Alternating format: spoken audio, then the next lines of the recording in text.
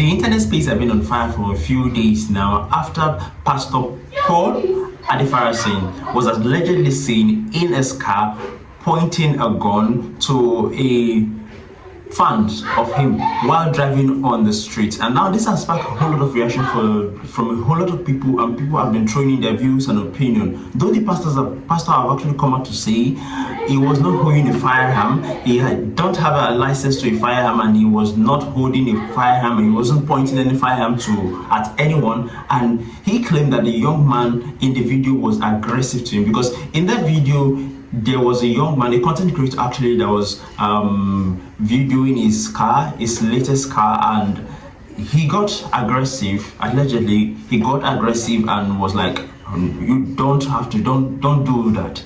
And he wind down his car, and thereby that was how people got to see an item in his hands that looked exactly like a gun. From the video, it looked exactly like a gun.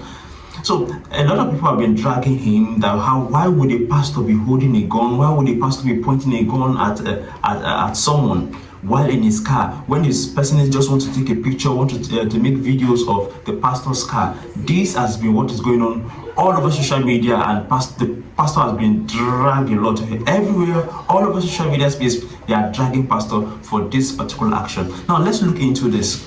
A pastor has every right to decide who should make video of his car or take pictures of his car. It is his personal car. He can decide that, okay, I don't want videos, I don't want pictures. He has the right to that. Also, as a pastor, holding a firearm is not proper. Though the pastor has come out to say that is not a firearm, that he doesn't have a license to a firearm, and he didn't point firearm at anybody, he didn't point the gun at anyone. Now, that begs the question, what was he holding if it wasn't a firearm?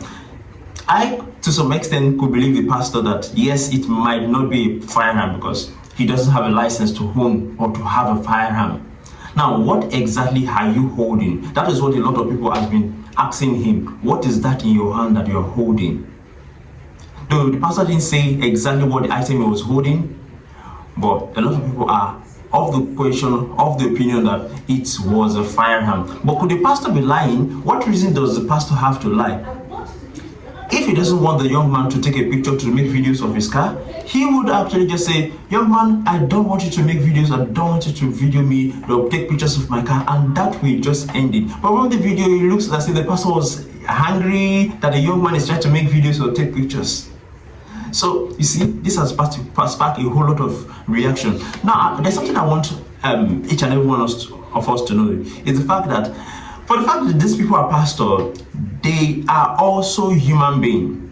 They have fears, they have concerns, they have issues bothering them.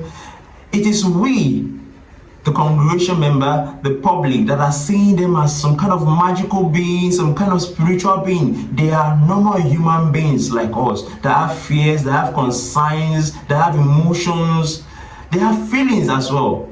So forgive a pastor if he decides to own a firearm for his own protection. Because a lot of people have the opinion that pastor is not supposed to own a firearm. He's not supposed to be looking out for himself with a physical protection method. That he's supposed to rely on the spiritual means of protecting himself, that God will protect him. Yes, the Bible even did says that heaven help those who help themselves. I am not saying the pastor holding a firearm is entirely right, but there's some cases where those things might be necessary.